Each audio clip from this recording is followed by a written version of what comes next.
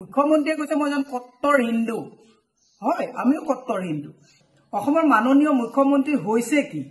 সংবিধানত শপত লোৱা মুখ্যমন্ত্ৰী এজনে কি কি কথা কৈছে মানে সংবিধান অবমাননা আৰু সংবিধান উলংঘা কৰাৰ একচুয়ালি এখেতৰ ওপৰত গোচৰে তৰিব লাগে আমি বাৰু গোচৰ নতৰো কাৰণ আমি ইমান সংগ্ৰাম এনি টাইম কৰি নাথাকো কিন্তু মুখ্যমন্ত্ৰীয়ে কৈছে মই এজন কট্টৰ হিন্দু হয় আমিও কট্টৰ হিন্দু কিন্তু মুখ্যমন্ত্ৰীৰ চকীখনত বহি এজন মানুহে কট্টৰ হিন্দু বুলি কৈ মানে বাকি জাতি জনজাতিবিলাক মানে যিবিলাক আছে তেওঁলোকক তেওঁ এতিয়া হলে এটা নিৰপেক্ষ দৃষ্টি তেওঁ দিব নোৱাৰে এটো সংবিধান অবমাননা কৰাৰ এটা মানে দুখত তেওঁ পৰে কট্টৰ হিন্দু দ্বিতীয় কথা তেওঁ কৈছে যে কংগ্ৰেছত থকা যদি মানে এই কথাবিলাক কোৱা নহয় কংগ্ৰেছত থকা গোটেই মানুহবিলাকে গৰু খাই পেলালে হেতে মই তেখেতক এটা কথা সুধিব বিচাৰিছো নিজে লাজ পাইছো এই ধৰণৰ কথা পাতিবই নাপায় মানে মুখ্যমন্ত্ৰীয়ে যে এই কথাবিলাক কৈছে সকলো যদি কৈছে যে গৰুবিলাকৰ যদি প্ৰটেকচন তেওঁলোকে নিদিলে হেতেন তেতিয়া হলে মানে গোটেই গৰুবিলাক কংগ্ৰেছে খাই পেলালে হেতে আমাক এনেকে আঘাত নিদিব দুৰ্ভাগ্যজনক কথা মই মুখ্যমন্ত্ৰীক কৈছো আপুনি নাম ধৰি আমাৰ যিবিলাকে গৰু খোৱা কথা কৈছে আমাৰ তাত আপত্তি নাই কোনে কি গৰু খাইছে কি খাইছে গাহৰি খাইছে এইবিলাক তেওঁলোকৰ নিজৰ নিজৰ এটা ব্যৱস্থা মই আপোনাক সুধিছো ইমানখিনি কথা কোৱাৰ পিছত আপোনাৰ ক্ষমতা হবনে যে বিজেপিত এজনো মুছলমান নথকাকৈ বিজেপিত যিমানবিলাক মাইনৰিটি সেল আছে আপোনালোকে হেলিকপ্টাৰ দি যিবিলাক মুছলমান দৌৰাই মানে ঘুৰাই ফুৰাই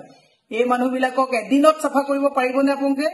ও হাফ হৈ খুটে বেজ হৈ যায় নিজৰ তাত থকা মুছলমান সকল ভাল কংগ্ৰেছিক থকা মুছলমান সকলৰ নাম লৈ লৈ গালি পাৰি পেলে মানুহৰ মাজত কট্টৰ হিন্দু দেখুৱাবলৈ আহিছে দুৰ্ভাগ্যজনক কথা মই মুখ্যমন্ত্ৰীক কৈছো সংবিধানৰ ওপৰত শপত লৈ এজন মুখ্যমন্ত্ৰীয়ে সংবিধান অবমাননা কৰি সংবিধান উলংঘা কৰি মুখ্যমন্ত্ৰী পদমৰ্যাদা হানি কৰি এইবিলাক কোনে কি খাব নেখাব এইবিলাক কথা যে ক'বাত যদি গৰু মাংস মন্দিৰত পেলাই থৈ আহিছে তেতিয়ালে গাহৰি মাংস দলিয়াই দিব এনেকুৱা নিকৃষ্ট নিম্নতম ৰুচি সম্পন্ন মুখ্যমন্ত্ৰী মই স্বাধীনতাৰ পিছত আজিলৈকে দেখা নাই এই কথাবিলাক ক'লে কি কৰিব আপোনালোকে মানহানি গোচৰ তৰি দিব আপোনালোকৰ শক্তি আৰু ক্ষমতা আছে আপোনালোকে পুলিচ লগাই মানুহক লৈ যাব মই এটা কথা কৈছো মুখ্যমন্ত্ৰী মহোদয় ক্ষমতা আছে কাৰণে জিটি কাম কৰিছে না দুৰ্যোধন বাচি গৈছে না স্বেচ্ছাচাৰী ৰাৱণ বাচি গৈছে না হিটলাৰ হাৰি গৈছে না সাদ্দাম হুছেইন হাৰি গৈছে স্বেচ্ছাচাৰী কেতিয়াও নহব স্বেচ্ছাচাৰী ৰজাৰ শেষটো কিন্তু বহুত বেয়া হয় এইবিলাক আবুল তাবুল কথা নকব আমি কৈছো যে গিৰি গায় আমি কোৱা নাই আপোনালোকৰ কোনোবাই যেনেকে কংগ্ৰেছৰ খবৰ দিয়ে বুলি কৈছে আপোনালোকৰ কোনোবা অতিষ্ঠ হৈ অফিচাৰে সাবসিডিৰ কাগজখন আমাৰ হাতত দি দিছে যেটো কাৰণে প্ৰচাৰলৈ আহিছে এতিয়া আমি কৈছো যে গিৰিগাইৰ লগত অনিয়ম কিয় হৈছে এতিয়া আপোনালোকে কুৰবানীৰ কথা কৈছে কুৰবানীৰ কথা কক কিবা কক যি কৈ থাকক গিৰিগাই তদন্তটো কিন্তু তল পেলাব নোৱাৰিব আপোনাৰ গাড়ীলে কোনোবা বটল পেলাইছে খুব দুৰ্ভাগ্যজনক কথা আমি কেতিয়াও বিচৰা নাই যি কিজনক বটল পেলাইছে বুলি অসমত এটা পৰিবেশ সৃষ্টি কৰিছিল কালি সন্মানে পুলিচে এৰি দিলে তেওঁলোক নিৰ্দোষী কথা এটা আজি পাথৰ বালিলে সেই পাথৰ ফুগিবলৈ আমি বেয়া পাইছো মুখ্যমন্ত্ৰীৰ গাড়ীত কোনেও বটল নহয় এটা গছপাতো কোনেও পেলাব নালাগে কিন্তু সমান্তৰালভাৱে আমি কৈছো এনে পৰিস্থিতি নহলে হেতেন যদি সামগুৰি ভিঙৰ ঘটনাত উচিত শাস্তি যদি সেই কালপ্ৰিতসকলে পালেহেঁতেন মই আকৌ কৈছো কোনেও মুখ্যমন্ত্ৰী নহয় কাৰো গাড়ীত এটুকুৰা কাগজ দলিয়াই অসন্মান কৰাৰ অধিকাৰ কাৰো নাই কোনেও কৰিব নাপায় মই মুখ্যমন্ত্ৰীক কৈছো কালি মই এটা দৃশ্য আপোনাৰ তাত দেখি খুব লাজ পাইছো যে মুখ্যমন্ত্ৰী এই পৰ্যায়লৈকে যায় নেকি কাটি হোৱাট ইজ দিছ তেওঁলোকে কুৰবানী দিয়ে আমাৰ বলি কথা আছে এইবিলাক কৰি থাকে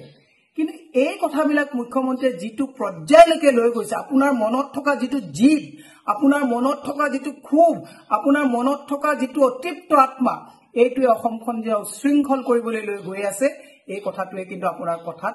মানে প্ৰতিফলিত হয় মই মুখ্যমন্ত্ৰীক হাতজোৰ কৰি অনুৰোধ কৰিছো শান্ত হওক ইমান অশান্ত নহব যত যুৱ প্ৰজন্ম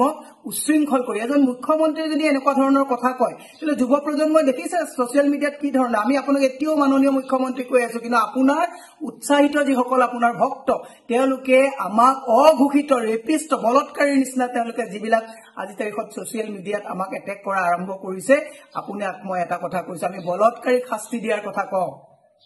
কিন্তু আপোনালোকৰ সোশ্যাল মিডিয়াত যিসকলে আমাক মানসিকভাৱে বা আমাৰ গোটেই কংগ্ৰেছী মানুহবিলাকক মানে বিজেপি নহলে যি ধৰণে আমাক ট্ৰল কৰে আমাৰ একো ক্ষতি হোৱা নাই কিন্তু সেই সকল ট্ৰলাৰৰ ওচৰত ভগ্নী মাতৃ সুৰক্ষিত হয় নে নহয় ভৱিষ্যতে ইউ এক বৃহৎ প্ৰশ্ন সেইকাৰণে মুখ্যমন্ত্ৰীক কৈছো শান্ত হওক হাত জোৰ কৰি কৈছো ইমান অশান্ত নহব ঈশ্বৰে চব দিছে টকা পইচা ক্ষমতা শক্তি চব দিছে লগত প্ৰশাসন এভৰিথিং থকাৰ পিছতো ইমান অশান্ত নহব এই ধৰণৰ বাংফুঙীয়া কথা কৈ যুৱ প্ৰজন্মক উশৃংখল নকৰিবৰ কাৰণে আহ্বান জনাই আপোনাক কৈছো সংবিধানক শপত লোৱা মুখ্যমন্ত্ৰীয়ে কোনে গৰু খায় কোনোবাই কুৰবানি দিয়ে কোনে বলি দিয়ে এই কথাবিলাক কোৱাৰ পৰিৱৰ্তে গিৰিগাই তদন্তটো উচিত তদন্ত কৰি আপুনি আপোনাৰ বৰাপন দেখাই দিয়ক যে দোষী জিৰ' টলাৰেন্স যে দোষী যি হ'ব কি শাস্তি পাব